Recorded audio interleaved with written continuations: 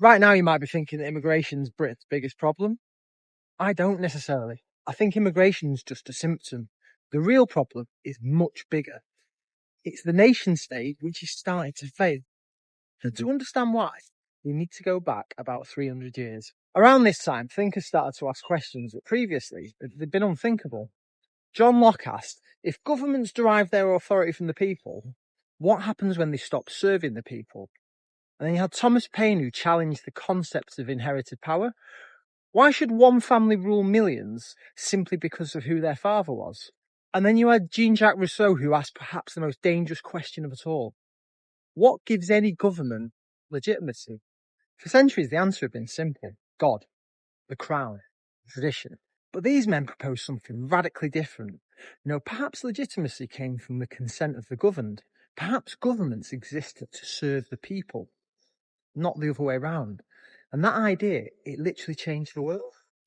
It inspired revolutions. It inspired reform. It transformed for the first time subjects into citizens, and it gave birth to this idea of the nation state. For the first time, ordinary people like us were told, you're not property anymore. You're not subjects. You are actually stakeholders. The state belongs to you, at least in theory. Because it then poses an uncomfortable question. Does it still? Because right now across the West, millions of people are feeling increasingly disconnected from the institutions that are supposed to govern them. And that's not because they reject democracy, but because they feel so unheard. I mean, take immigration, for example. Many people believe that migration levels across the West are simply too high, and others disagree. But that's democracy, isn't it? Reasonable people can disagree on things.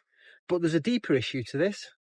And that is, what happens when large numbers of citizens believe that their concerns are ignored regardless of who they vote for? What happens when major policies continue no matter which party wins? What happens when the people feel that their parliament no longer even represents them? And this is just simply where trust breaks down. And trust is the foundation of every political system. Because here's something important. The individual migrant is not the central question. Any person will respond to incentives, opportunities, promises.